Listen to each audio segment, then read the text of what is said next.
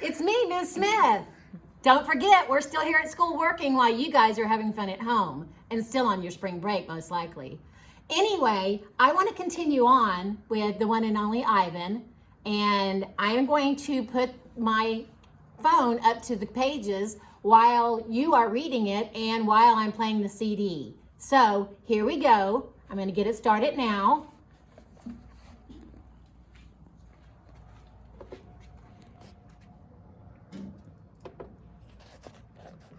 Here we go, guys. Pay attention. Follow through. The 7 o'clock show. During the last show of the day, Ruby seems tired. When she stumbles, Mac reaches for the claw stick. I tense, waiting for her to strike back. Ruby doesn't even flinch. She just keeps plodding along, and after a while, Snickers jumps onto her back. 12. I lie in my cage with Bob on my stomach. We are watching Julia do her homework. She doesn't seem to be enjoying it. I can tell because she is sighing more than usual. Again, for the 100th time, or maybe the 1000th, I wonder what is missing from my painting. And for the 100th time, or maybe the 1000th, I don't have any answer. Dad, Julia says as George passes by with a mop. Can I ask you a question? May I? George corrects. Ask away. Julia glances down at a piece of paper. What's the difference between the word spelled P-R-I-N-C-I-P-A-L and the one spelled P-R-I-N-C-I-P-L-E? Well, the first one is the head of a school, like Ms. Garcia. The second one is a belief that helps you know what's right or wrong. He smiles. For example, it's against my principles to do my daughter's homework for her. Julia groans. If I'm going to be an artist when I grow up, why do I need to know how to spell? With a laugh, George heads off. Poor Julia, I think. Gorillas get by just fine without learning how to spell. All those endless letters, those sticks and circles and zigzags filling up books and magazines, billboards and candy wrappers. Words. Humans love their words. I leap up. Bob goes flying straight into my pool. A word. You know how I feel about wet feet, Bob yells. He scrambles out of the water, shaking each foot in dismay. I look out my window at the billboard. I can still hear Mac's voice in my head. Come to the Exit 8 Big Top Mall and Video Arcade, home of the one and only Ivan, mighty Silverback. I count to 12, and then I count again, just to be sure. H. I lay out 16 pieces of poster board, 4 down, 4 across. A perfect square. What are you up to? Bob demands. I'm guessing it doesn't involve sleep. It has to do with the billboard. That sign's a monstrosity, particularly since I'm not featured. I grab my bucket of red paint. You're not on the billboard because you're not in the show, I point out. Technically, I don't even live here, Bob says with a sniff. I am homeless by choice. I know, I'm just saying. I study the billboard. Then I make 2 fat lines, like broom handles. Another fat line connects them. I stand back. What do you think? What is it? No, wait, let me guess. A ladder? Not a ladder, I say. A letter. At least, I think that's what they're called. I have to make 3 more. Bob cuddles up next to Not Tag. Why? He asks, yawning. Because then I'll have a word. A very important word. I dip my fingers into the paint. What word? Bob asks. Home. Bob closes his eyes. That's not so important, he says quietly. Nervous. All day long I knuckle walk circles around my cage. I'm so nervous I can't nap. I can't even eat. Well, not very much anyway. I'm ready to show Julia what I've made. It has to be Julia. She's an artist. Surely she'll truly look at my painting. She won't notice the smudges and tears. She won't care if the pieces don't quite fit together. She'll see past all of that. Surely Julia will see what I've imagined. I watch Ruby trudge sullenly through the 4 o'clock show, and I wonder, what will happen if I fail? What if I can't make Julia understand? But of course, I know the answer. Nothing. Nothing will happen. Ruby will remain the main attraction at the Exit 8 Big Top Mall and Video Arcade, conveniently located off I-95 with shows at 2, 4, and 7, 365 days a year. Year after year after year. Showing Julia. It's time to show my work. The mall is silent, except for Thelma, the macaw, who is practicing a new phrase. Uh-oh. Julia is finishing her homework. George is sweeping outside. Mac has gone home for the night. I grab Not Tag and carefully pull out the folded papers. So many paintings. Page after page, piece after piece of my giant puzzle.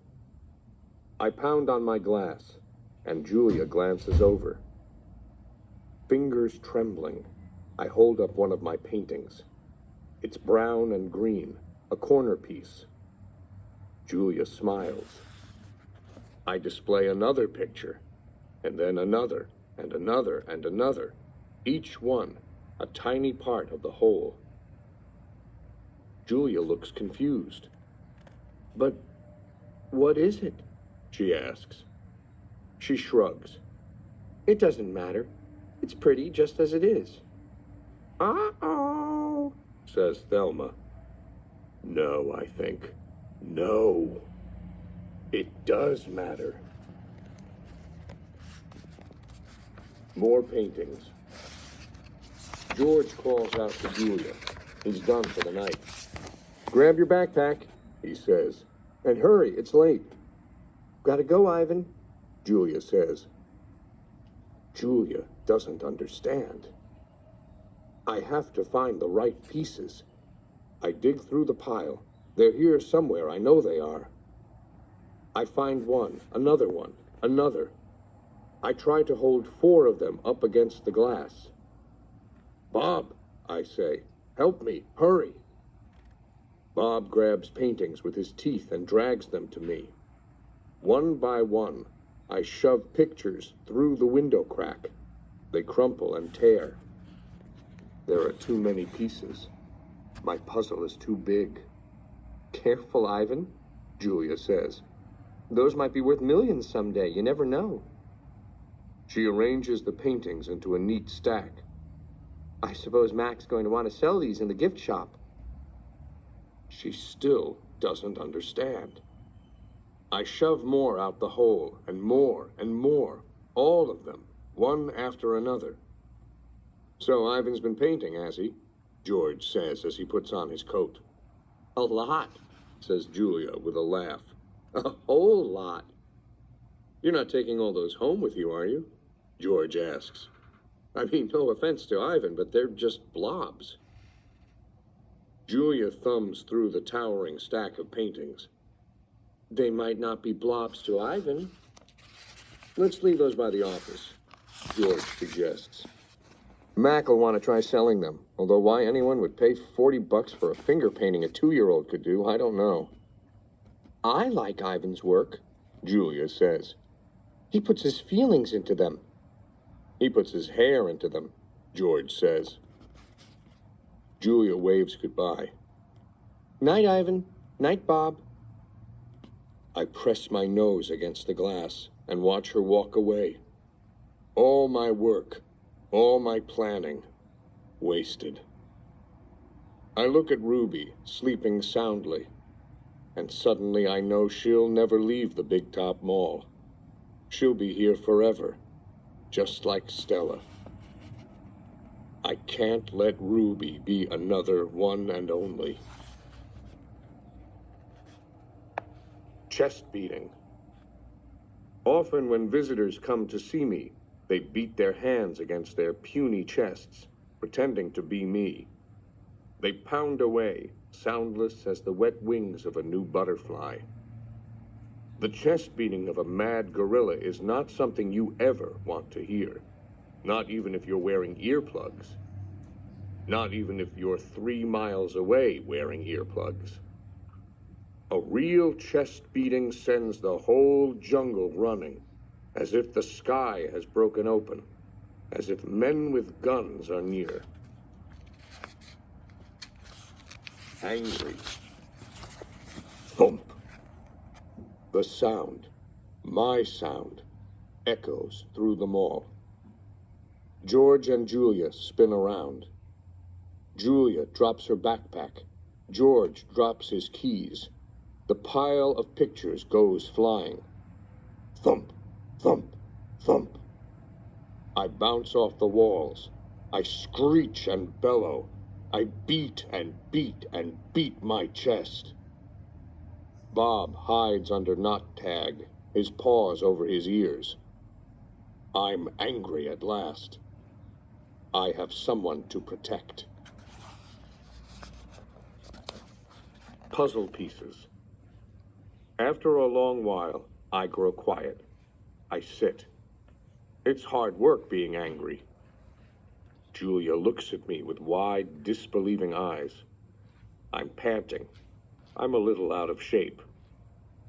What the heck was that? George demands. Something's really wrong, Julia says. I've never seen Ivan act this way. He seems to be calming down, thank goodness, George says. Julia shakes her head. He's still upset, Dad. Look at his eyes. My pictures are scattered all over the floor like huge autumn leaves. What a mess, George says, sighing. Wish I hadn't bothered sweeping tonight. Do you think Ivan's okay? Julia asks. Probably just a temper tantrum, George says. He reaches under a chair to retrieve a brown and red picture. Can't say I blame the guy stuck in that tiny cage all these years. Julia starts to answer, but then she freezes. She cocks her head. She stares at her feet where my pictures lie in disarray. Dad, she whispers. Come see this. I'm sure he's another Rembrandt, George says. Let's pick these up and get going, Jules. I'm exhausted. Dad, she says again. Seriously, look at this. George follows her gaze. I see blobs, many, many blobs, along with the occasional swirl. Please, can we go home now? That's an H, Dad. Julia kneels down, straightening one picture, then another. That's an H, and here. She grabs more pictures. Put this one here, and I don't know, maybe that one? You have an E. George rubs his eyes. I hold my breath. Julia is running now. She picks up one picture, sets down another. It's like a puzzle, Dad. This is something. It's a word, maybe words, and a picture of something, a giant picture. Jules, George says, this is crazy.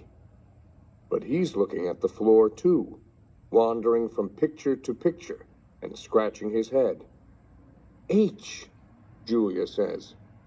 E-O. Ho? Julia chews her lower lip. H-E-O, and that looks a lot like an I. H-E-O-I. George writes in the air with his finger. I-E-O-H. Not the letter, an actual I. And that's a foot, or maybe a tree, and a trunk. Dad, I think that's a trunk. Julia runs to my window. Ivan, she whispers. What did you make? I stare back. I cross my arms. This is taking much longer than I thought it would. Humans. Sometimes they make chimps look smart.